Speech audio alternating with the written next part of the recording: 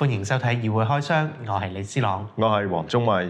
提起司法機構，大家第一時間可能會諗起言官判案嘅莊嚴畫面，但喺現實生活中，絕大部分市民接觸法律並唔係因為打官司，而係要處理一啲行政程序，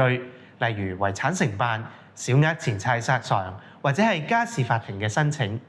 呢一啲對於冇聘請律師嘅無律師代表訴訟人嚟講，法律嘅第一關並唔係法官，而係佢一張張令人頭昏腦脹嘅申請表格。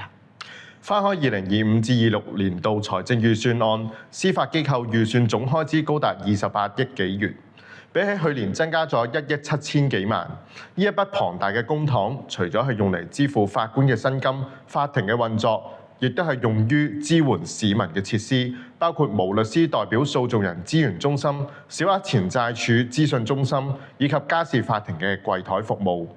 但係問題係，當政府各個部門都嗌住要數碼化嘅時候，司法機構嘅服務模式似乎仍然停留喺傳統嘅時代。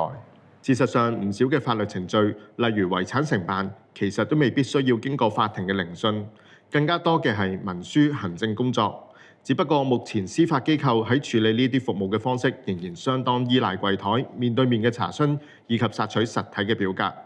普羅市民未必知道自己嘅情況應該係填邊一張表格，而呢一啲關鍵嘅表格喺網上面嘅導航非常之模糊，唔少人反映喺網上面揾唔到、睇唔明，最終只能夠請假親身跑一趟司法機構現場櫃台查詢。過往有立法會議員就住司法機構提供嘅支援服務作出提問，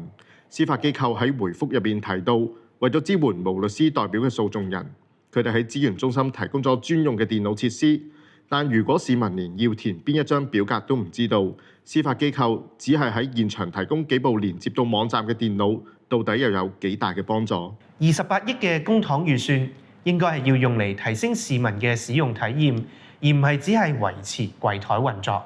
法律程序本身已經夠複雜，五花八門嘅表格到底有冇簡化嘅空間？對於本身已經因為要處理遺產或者家事而心情複雜嘅市民嚟講，呢啲流程對於冇聘用律師嘅市民而言，係咪雪上加霜？曾經有市民向我哋反映，話無律師代表訴訟人資源中心就住市民所查詢嘅法律程序所需嘅流程同埋表格冇辦法作出解答，並以唔提供法律意見為由，直接叫市民自行諮詢律師。資源中心嘅實際作用究竟係啲咩呢？到底市民想見到嘅電子化，又係咪喺法院入邊放幾部可以上網嘅電腦就足以解決呢？市民喺處理遺產同埋家事程序嘅時候，幾時先可以唔再需要因為表格同流程而疲於奔命呢？